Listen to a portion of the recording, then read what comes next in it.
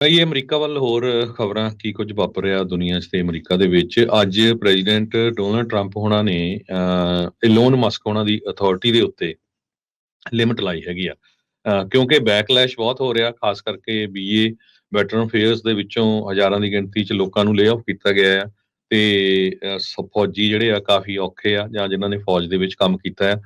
ਸੋ Doge cuts ਨੂੰ ਲੈ ਕੇ ਹੁਣ ਪ੍ਰੈਜ਼ੀਡੈਂਟ ਹੋਣਾ ਨੇ ਆਪਣੀ ਕੈਬਨਿਟ ਨੂੰ ਇੰਸਟਰਕਟ ਕੀਤਾ ਆ ਭਈ ਮਸਕ ਹੋਣਾ ਦੇ ਨਾਲ ਜਿਹੜੀ ਡਿਪਾਰਟਮੈਂਟ ਆਫ ਗਵਰਨਮੈਂਟ ਐਫੀਸ਼ੀਐਂਸੀ ਜਿਹੜੀ ਉਹਨਾਂ ਦੀ ਡਿਪਾਰਟਮੈਂਟ ਆ ਉਹਦੇ ਨਾਲ ਰਲ ਕੇ ਕੰਮ ਕਰੋ।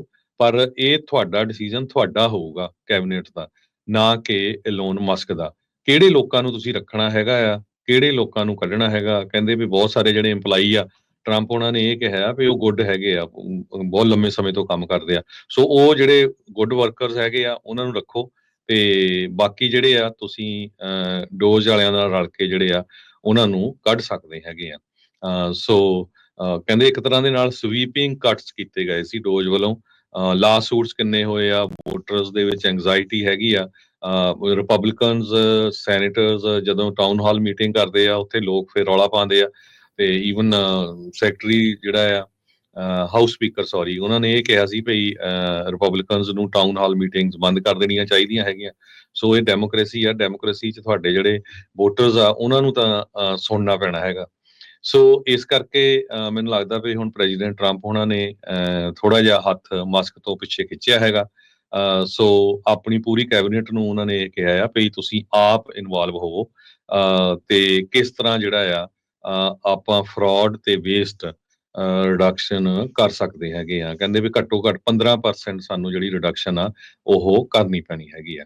ਕਹਿੰਦੇ ਵੀ keep all the people you want, all the people that you need. ਇਹ ਉਹਨਾਂ ਨੇ ਕਲੀਅਰਲੀ ਆਪਣੇ ਜਿਹੜੇ ਕੈਬਨਿਟ ਮੈਂਬਰਸ ਆ ਵੱਖ-ਵੱਖ ਡਿਪਾਰਟਮੈਂਟਸ ਦੇ ਉਹਨਾਂ ਨੂੰ ਕਿਹਾ। ਕਹਿੰਦੇ ਵੀ ਜੇ ਤੁਸੀਂ ਕੱਟ ਕਰ ਸਕਦੇ ਆ ਉਹ ਬੈਟਰ ਹੈਗਾ ਆ।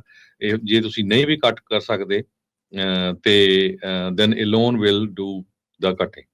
ਸੋ ਇਹ ਜੋ ਵਿਰੋਧ ਚੱਲ ਰਿਹਾ ਸੀ ਉਹਦੇ ਕਰਕੇ ਹੁਣ ਉਹਨਾਂ ਨੇ ਮੀਟਿੰਗ ਕੀਤੀ ਆ ਆਪਣੀ ਕੈਬਨਿਟ ਦੇ ਨਾਲ ਤੇ ਉਹਦੇ ਵਿੱਚ ਇਹ ਸਾਰਾ ਕੁਝ ਹੁਣ ਡਿਸਾਈਡ ਕੀਤਾ ਗਿਆ ਹੈ। ਜੀ ਬਿਲਕੁਲ। ਸੋ ਕਾਫੀ ਕੁਛ ਜਿਹੜਾ ਹਰਜੋਤ ਸਿੰਘ ਜੀ ਚੱਲ ਰਿਹਾ ਆ। ਸੋ ਟਰੰਪ ਹੁਣਾਂ ਨੇ ਸੰਬੋਧਨ ਵੀ ਜਿਹੜਾ ਹੁਣ ਜਿਹੜਾ ਉਹ ਕਰਨਾ ਸੀਗਾ ਉਹ ਉਸ ਦੇ ਵਿੱਚ ਜਿਹੜੇ ਉਹ ਕਰਨਗੇ। ਇਨਫੈਕਟ ਜਿਹੜਾ ਸੰਬੋਧਨ ਉਹ ਕਰ ਵੀ ਰਹੇ ਆ ਤੇ ਰਸ਼ੀਆ ਦੇ ਉੱਤੇ ਜਿਹੜਾ ਅੱਜ ਉਹਨਾਂ ਨੇ ਥੋੜਾ ਜਿਹਾ ਗੁੱਸਾ ਜਿਹੜਾ ਉਹ ਦਿਖਾਇਆ ਹੈਗਾ ਆ।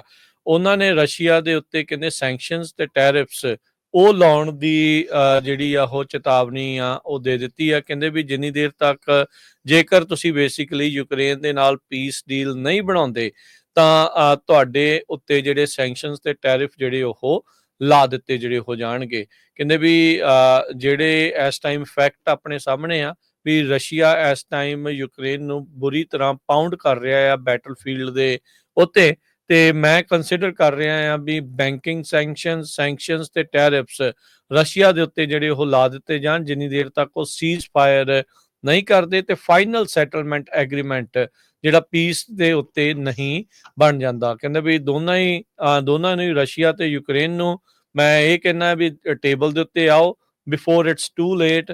Thank you. ਇਹਨਾਂ ਨੇ ਜਿਹੜਾ ਅੱਜ ਇਹ ਬਿਆਨ ਜਿਹੜਾ ਰਾਸ਼ਟਰਪਤੀ ਟਰੰਪ ਨੇ ਰਸ਼ੀਆ ਤੇ ਯੂਕਰੇਨ ਦੇ ਯੁੱਧ ਨੂੰ ਲੈ ਕੇ ਦਿੱਤਾ ਆ। ਟਰੰਪ ਹੁਣਾਂ ਨੂੰ ਕ੍ਰਿਟਿਸਿਜ਼ਮ ਦਾ ਸਾਹਮਣਾ ਕਰਨਾ ਪੈ ਰਿਹਾ। ਜਿੱਦਾਂ ਕੈਂਪੇਨ ਦੇ ਵਿੱਚ ਉਹਨਾਂ ਨੇ ਇਹ ਦਾਅਵਾ ਕੀਤਾ ਸੀਗਾ ਵੀ 24 ਘੰਟਿਆਂ ਦੇ ਵਿੱਚ ਲੜਾਈ ਜਿਹੜੀ ਉਹ ਬੰਦ ਕਰਵਾ ਦੇਣਗੇ। ਪਰ ਅਜੇ ਤੱਕ ਦੋਨੋਂ ਹੀ ਜਿਹੜੇ ਮੁਲਕ ਆ ਇੱਕੋ ਟੇਬਲ ਦੇ ਉੱਤੇ ਬੈਠਣ ਨੂੰ ਰਾਜੀ ਨਹੀਂ ਆ।